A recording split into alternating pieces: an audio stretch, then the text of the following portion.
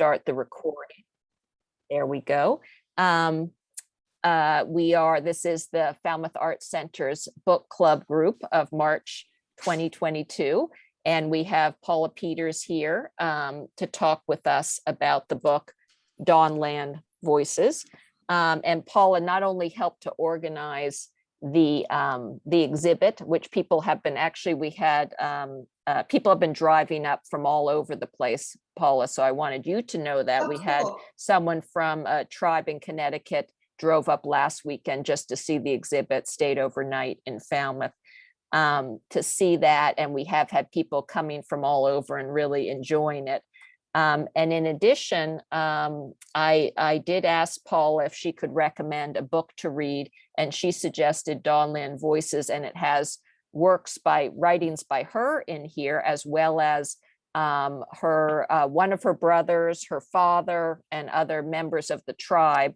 And what I really liked, I'm going to turn it over to Paula in a minute. I really liked that if you read through these writings from the Wampanoag tribe in that chapter, what you really get is a history of the tribe and some very interesting history, really going back to the 19th century, because you have elders speaking in, 25, 30 years ago. And so they have memories from their parents and grandparents. So we're stretching back to really some, it's secondhand history, but oral tradition, which is how the tribe carries through their history in some ways. And that's stretching way back about 150 years. So you have some really good interviews in there, and writings and people's memories of Mashpee going back. So all of that is fascinating reading. I'm going to give a little introduction to Paula. She is the founder and principal of the Mashpee-based public relations firm Smoke Signals. And I know Paula from when we were both journalists covering Falmouth Town Hall back 25 years ago or so. Seems like yesterday. And so she is a former journalist and columnist for the Cape Cod Times, recognized regionally and nationally for her writing, has served as the director of public affairs for a major transportation agency and the director of marketing for a world-class Smithsonian affiliate museum. She is an active advocate for diversity initiatives locally and nationally. She holds a BS in communications from Bridgewater State University. And so without further ado, I'm going to turn it over to Paula, but this can also be a conversation of talking about the book. But Paula, I wondered if you could kind of talk about how you got involved in this book and so forth. And I'm going to turn it over to you. I'm going to highlight Paula on the screen. Welcome, Paula. Thank you, Laura. Laura and I go way back, writing when journalism was journalism, and God, I miss those days. I was glad to recommend this book because I was a part of it, but also because it is so inclusive of so many tribes throughout New England. I've read many of the essays throughout the book, probably not all of them. And I don't know all of the writers, but I do know Sabal Sangir, who is the editor who pulled us all together. And I remember it was like, whenever you try to get Native people to do anything, and Laura and I, we just went through this trying to get people to bring their art in. And, we have such talented people and writers and artists and everything, but trying to get them together to do anything is like herding cats. So I really have to hand it to Saban for the work that she did. She just kept, poking us, but in a really gentle way. And she pulled us all together to make this. I had no idea that the volume was going to be so beautiful. I love, the touch and feel of it. If you have it, it's just a beautiful, even though it's not a hardcover, at least not the one that I have. And the design on the front is just really, really lovely. It was in our, I don't know how not to answer that. When I was doing the shop in Mashpee, it regularly sold out. People just really loved this volume. So that's one of the reasons why I recommended it to you. And it is so many stories. Some of them are, like you said, Laura, some of them are historical, some of them are more contemporary. But all of the writers have really brought forth the very best of what they had. So I really did want to open it up to, discussion, commentary from the readers that you have, because I mean, I can't say much more about the volume other than the things that I wrote. And I had to remind myself of the two pieces that I submitted. And I was actually kind of surprised that one of them is a column that I wrote prior to Thanksgiving Day, which I used to do on a regular basis. I would write one every year. And then the other one, I had forgotten that I had submitted the one on wampum jewelry. And I was just telling somebody about that story the other day. And it's interesting the way that all turned out. But at the end of the day, we were just told to preserve our rights to the word, to use it liberally. So wampum jewelry. And Paula, for people who haven't read that essay, which it's very interesting, and also there's kind of a funny part at the end where she says wampum jewelry 3 times. Yeah. But for those who haven't read that, maybe you could tell that story, because this is incredible that this happened. Well, sure. So what happened was I had written a feature piece for the Cape Cod Times, and my editor came to me. It was very well received, and it was one of those pieces that I just felt like, people, how could anybody find fault with it? Or, it was just a fluff feature piece about some of the artisans over on the vineyard and some over here that were doing wampum jewelry. And so many times in the story, it does say wampum jewelry.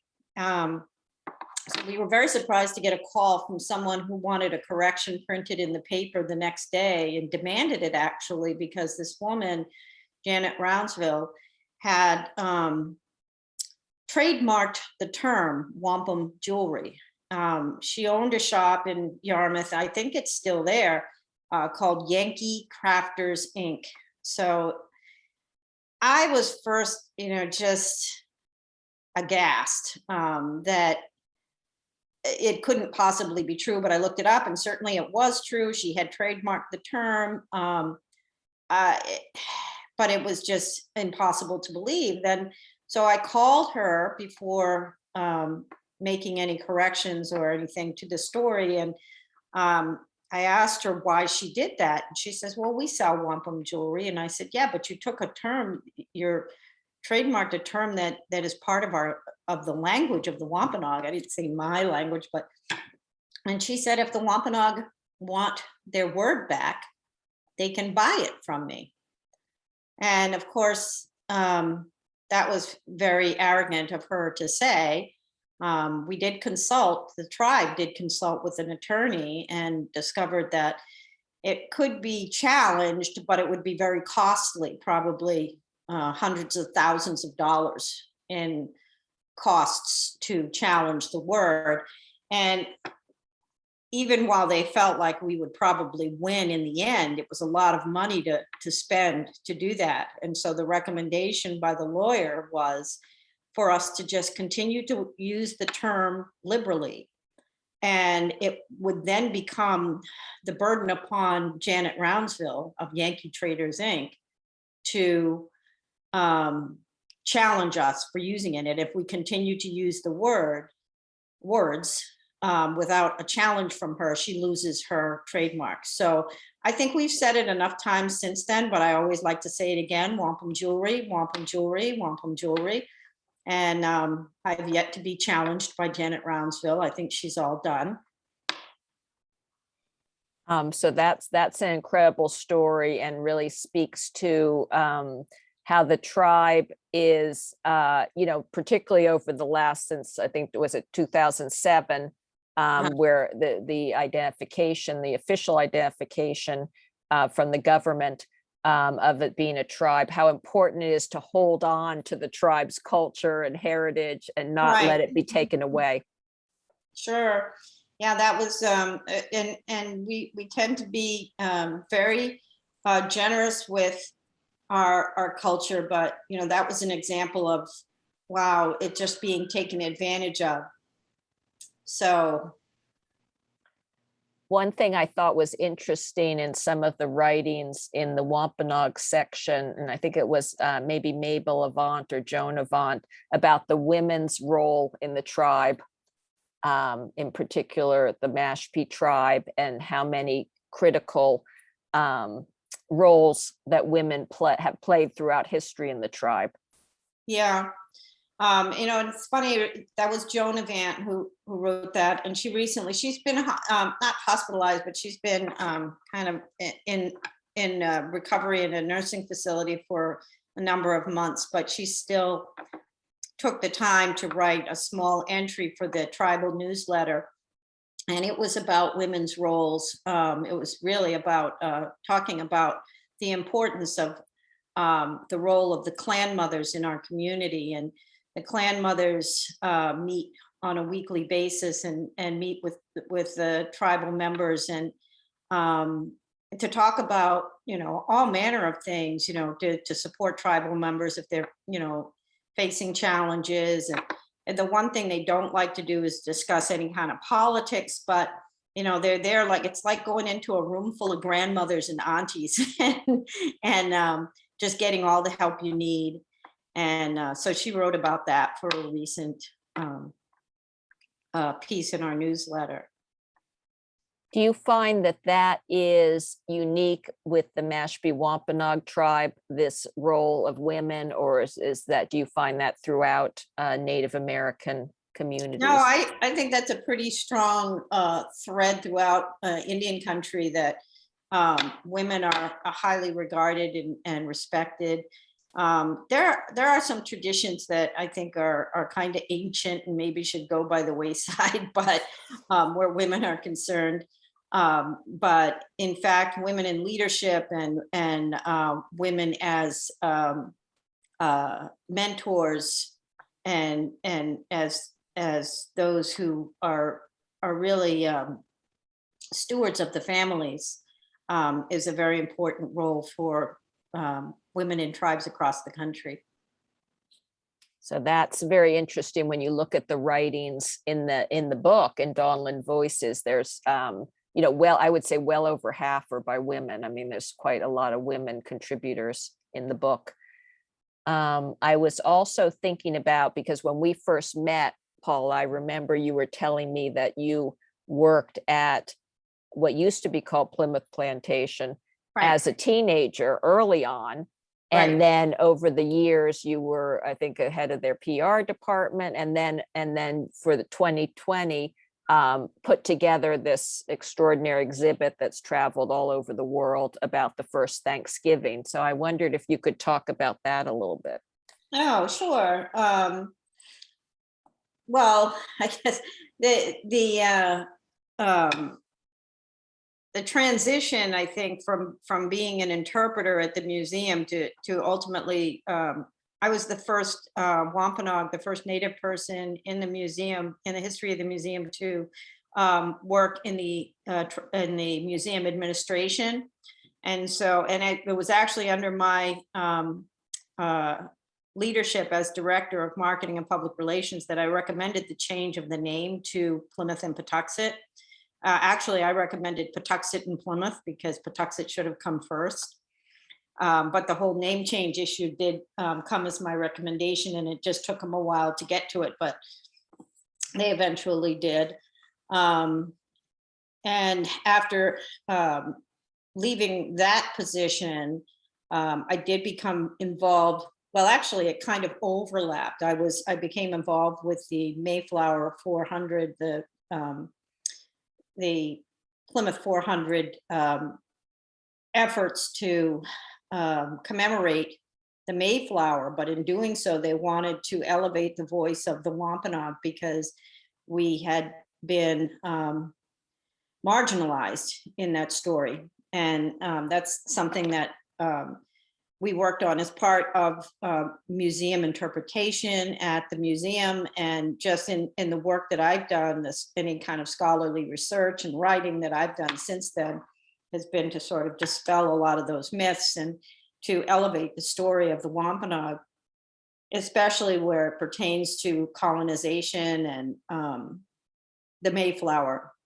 And, it's funny because originally I was asked to do that, and I had to hesitate because, in the past, the Wampanoag had been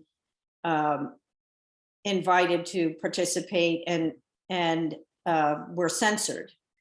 And so there's an ugly history behind that. That's actually how the National Day of Mourning events that happen each year on Thanksgiving Day, where Native people gather and protest in Plymouth. And that's been going on for 50 plus years now. And that was because of the efforts of, or the actions of the people who were commemorating that Mayflower 350th anniversary. So when it came for the 400th anniversary, I had to really think long and hard before getting involved. But I also understood that it was an opportunity for me to take our story up onto an international platform, and that the media was going to come for Mayflower, but they were going to get the Wampanoag story as well. And as it turned out, for the Wampanoag story. So it did become an international media event for us. And we got more than, it to the point where I think there were some of the Mayflower descendants were a little bit jealous of all the media that we were getting, because there was just such a hunger, a desire to hear more and more and more. I mean, I'm still getting calls. I'm meeting with someone tomorrow, as a matter of fact, who's come over here from England. Part of the efforts were delayed because of COVID. And there was one event that did get delayed that they still want to do at some point, I guess, next year. And the planners for that are coming to Mashpee tomorrow and meeting with me and some of the other members of the tribe. So it just sort of goes on and on and on. Yeah, there's a lot that has gone into that work. I don't know if people have questions about the volume, about the book, or any of the other things that I've been up to, but I'm happy to answer any questions. I definitely want to open it up to the group, and if anyone has a question, to raise your hand. I see Robin raising her hand. I thank you for being here. Thank you, Robin. I didn't get a chance to read the book. There's so many other things happening that I didn't get a chance, but I've been sitting here trying to swallow ever since you told the story of the wampum jewelry. I'm so appalled by that story. It's what we hear about what happened in the past, and to hear someone arrogantly still trying to buy off and then make you pay for what you already own is horrendous. And so I don't know how you're dealing with it, but I'm twisted. I'm quite twisted by the story. I also wanted to know, I don't know enough. People are hungry for the story. As a person who grew up in New York City, in the New York schools in the 60s, All I knew about Native Americans was the Thanksgiving story. And as far as I was concerned, they didn't exist anymore. It was something that happened and they went away.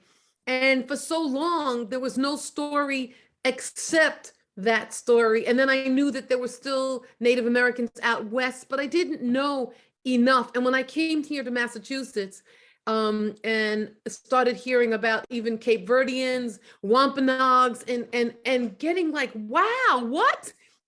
And trying to find out as much information as I can. Now, as you were talking about Plymouth, and I think you said Patuxent. How did you say? Plymouth and Patuxent is what they call the museum. Okay, but I wanted to know what the Patuxent part, why you wanted to name it Patuxent Plymouth, and I wanted to know what the Patuxent part is about. Sure. Yeah, no, excellent question. The village of Patuxent is the place that the Mayflower ultimately landed. That was the name of the village given it by the Wampanoag. The people of Patuxent had died in the previous years, in between 1616 to 1619, there was a devastating plague that wiped out tens of thousands of Native people all along the coast of what we know today as New England, starting up in Maine, from Maine to New Hampshire to Massachusetts to the tip of Cape Cod. All of those villages were impacted, and people just died terrible deaths. It was an epidemic, not unlike what we've just been through in these last several years. Only they didn't have a World Health Organization or anyone there were no cures, there were no treatments, there was no warnings of how to interact with one another. So people just died very quickly. So Patuxent had been a thriving village. Even 6 years earlier, John Smith had been there and wrote about what a thriving village it was. But by the time the Mayflower arrived, it was what they celebrated about it was that there was all this cleared land. And what you don't read about is the fact that in order for them to build their makeshift homes on this cleared land, they had to sweep away the dead bones of the Wampanoag who had died there in the years just prior. So that's why it's significant to call it by its original name, Patuxent. Also, what should be known about Patuxent is that in the year 1614, right after John Smith had left from there, there was another sea captain who had been with Smith, but not his ship, who went to Patuxent and lured aboard 27 men, probably to trade. But once he got them aboard his ship, they were taken captive and brought to Malaga in Spain to be sold as slaves. And if you can imagine the devastation of those families in Patuxent who just lost 20 some odd men, the brothers, their sons, their husbands and fathers, it must have been absolutely devastating. But that's something that's not talked about much because no one bothered to write it down. But we know that. We know that because we know what it's like to lose someone, and to lose 20 someones would be even more devastating. Only one of those men that was taken by Captain Hunt in 1614 ever returned. And that was a man named Tisquanto, who ultimately is known as Squanto. Squanto came back in 1619, and he lived among the Wampanoag that surviving. His people were all either killed in the plague or had fled. So he was the sole survivor of Patuxent, and he became the emissary to the English. But anyway, that's the backstory of Patuxent. And Paul, I think your smoke signals was involved in making, I looked at a number of the videos when it was at the Cape Museum of Art, the videos that were made of the story. And those are maybe available for people to look at. I don't know if they're on YouTube or around, I think but they're on YouTube. I don't know how to Yep. access them now because I think that I'm not sure if the Plymouth 400 website is still active. I know that the Plymouth 400 has finished its work and closed its offices and all of that. So I'm not sure if it's still active, but they were available through that website for a time. anyway, they're very well done and telling the you. story and so forth. I see Claudia has a question, I think. You're mute. You're on mute, Claudia.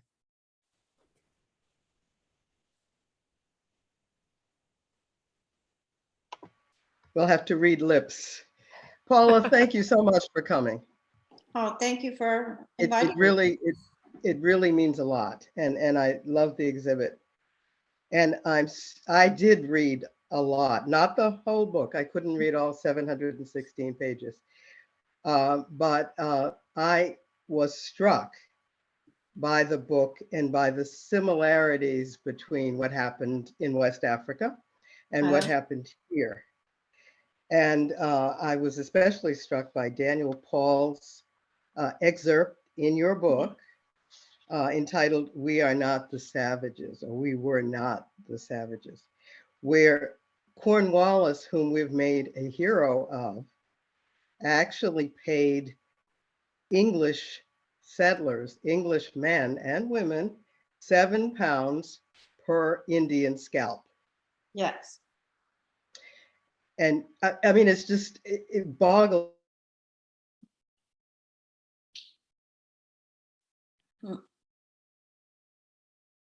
Okay, we lost her.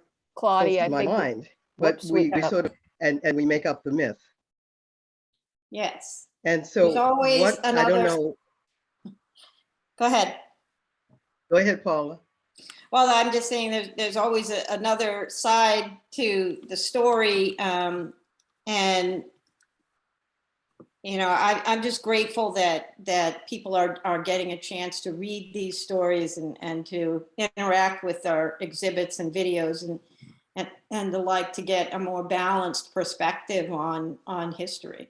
I mean, just think about what's going on now in the Ukraine, where you have obviously the devastating impact of this war on these people. But in Russia, you have a government that shields its people from the truth and doesn't tell really what's going on. I feel so badly for those people in Russia who don't know the real truth of the truth and the horror of what is going on in their neighboring country. Balance in history is going to be so important, where that story is told, and where all of our stories are told. In addition to, because it piggybacks on what you're saying, you know, when you look at the chapters in your book, and when you look at, you know, what's happened here, the extermination of whole populations, the marginalization of whole populations, and yet, I mean, this is essentially Native American land that we all sit on, but we call it New England. Yes. How does that resonate with you? Does that? Well, you know, that is something that I've made a point of pointing out when I talk about this history. One of the things that comes up often is the reference in historical texts to New England or the New World, so to speak.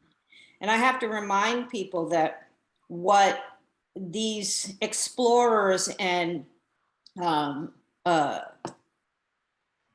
were the explorers that were coming to this region, who are calling this the New World, didn't understand was that for the Wampanoag, this was the old world, a much older world than they gave it credit for. We have archaeological evidence that shows that our people have been here for over 12,000 years. So that makes this a very old world. So yes, it does not I'm not lost on the idea that this is an old world. Can I just say something? Sure. I just did some research because as a teacher, I do Black Lives Matter shows, and I'm talking, one of the shows I'm going to do is called America to Me. So I'm talking about what America is to different people. And when I just did the research, I looked up Native Americans, and it said Native Americans can have probably been here for 16,000 years or more on this. So I just looked that up like yesterday. And so that's why I'm saying, and I'm putting that in a context of showing what America was to the Native Americans first, the first people here, and what it was to the explorers during the imperialistic, and colonization, what it was to the early settlers, what it was to the African slaves who came here, what it was to what America has been to different people. And the fact that we even say, this is America, when America is North America, Central America, and South America. And we say, oh, I'm an American. Well, there are a lot of Americans. If we were to look at, we're only one country in the continent of North America. There are 3 countries, and then there's 3 Americas. So, this whole new world and this whole, it's really, I'm having some difficulty right now as I do this work and think about the Native Americans as well. Right. No, I'm glad you're doing that extra work. A lot of people don't. Yeah, but I want you to know that because I'm so happy that you're doing this for Falmouth, the show, and I'm coming probably during next week to come and check it out. But, and how long is it there? Is it going to be there? The show is here until March 28th. Okay, so I definitely want to get and see the show, but I do want to say, if you know of Native Americans who have storytelling, who have plays, please let me know, because I also work with the Tuitt Center for the Arts, and I bring diversity there as well as being a part of this diversity team. And if there are shows, because we learn so much also, besides visual arts, performing arts, with people telling stories or doing plays, if you know of anything about that, please get in touch with me. Yeah, I will. Thank you. Sure. Thank you, Robin. Do other people have questions for Paula, comments, things about the book? I did I see Kevin Doyle has his hand up. Kevin, you're on mute. There we go. Thank you. Hey, Paula, we've spent a lot of time in your store. I'd like to hear more about what you say about wampum. Hey, I'd like to know what you say about wampum jewelry. Yeah. Now that we can say the 2 words. So Kevin, I think What- Kevin wanted to hear more about that story. I think maybe Kevin, you joined after Paula told the story, perhaps. No, I heard it. I heard her tell the story about the words, but I'm wondering what she said about the wampum jewelry itself. Oh, in the story, the story that I wrote that inspired that whole thing. It was Yes. really, it was just a fluff piece on some of the artists and how they did their jewelry and quite honestly, it was so long ago, I can't remember exactly. I know some of the artists that I featured. I featured a bunch of different wampum jewelry artists, and I guess that was what her issue was, that that I'd featured all these artists and I didn't say a word about her, and she had gone ahead and trademarked the term. She didn't make any wampum jewelry. She just bought it from other people and sold it, but felt like, because she was selling wampum jewelry in her Yankee shop, that I should recognize her.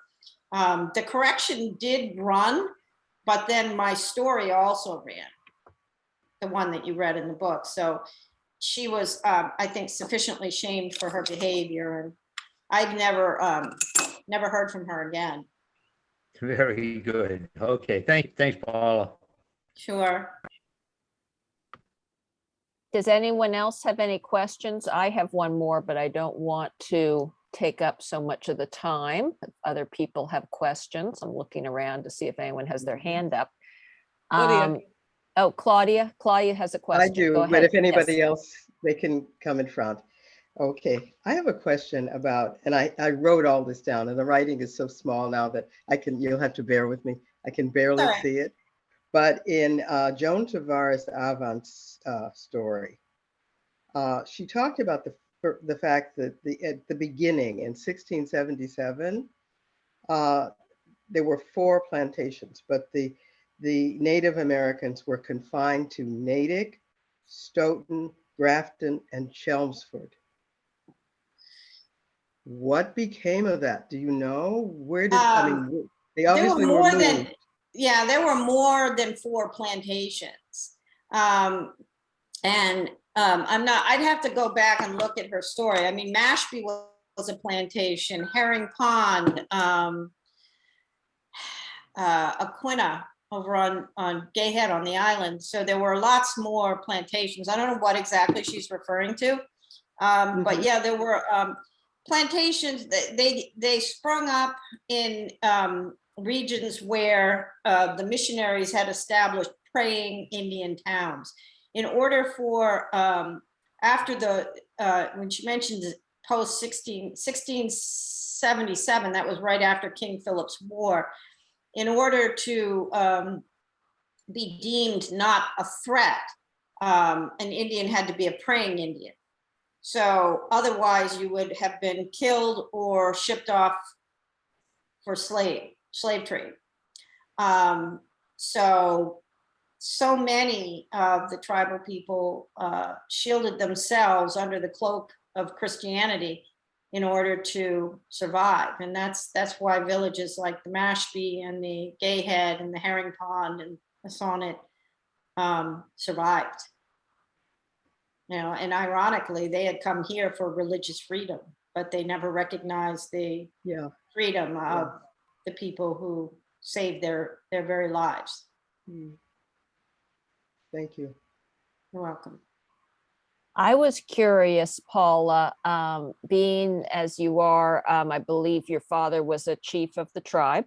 No, he was the chairman. He was chairman of the tribal council.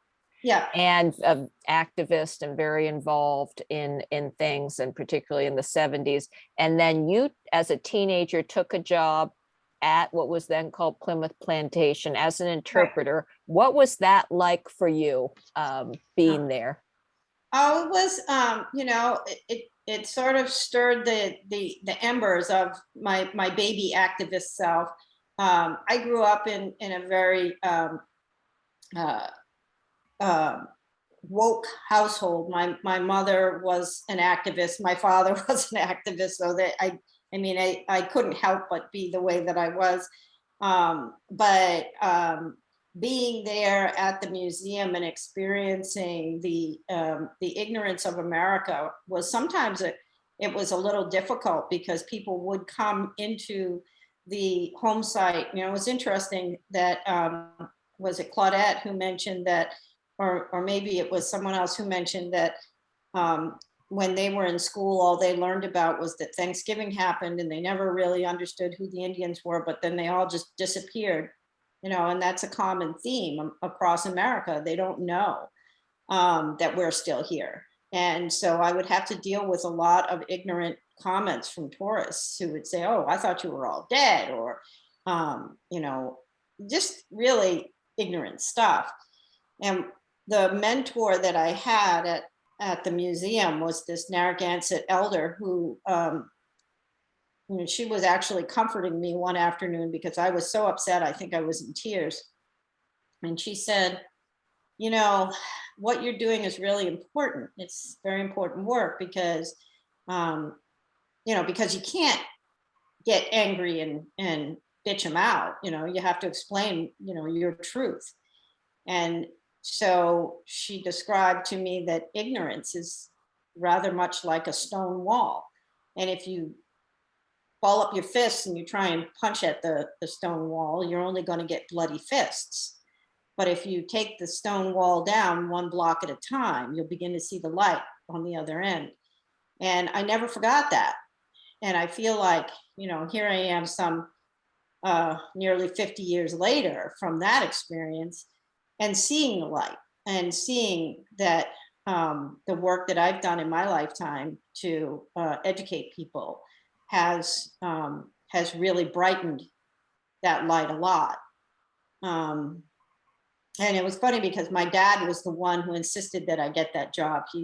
I remember him bringing me up there to interview for it, and he was very pleased that I went that route.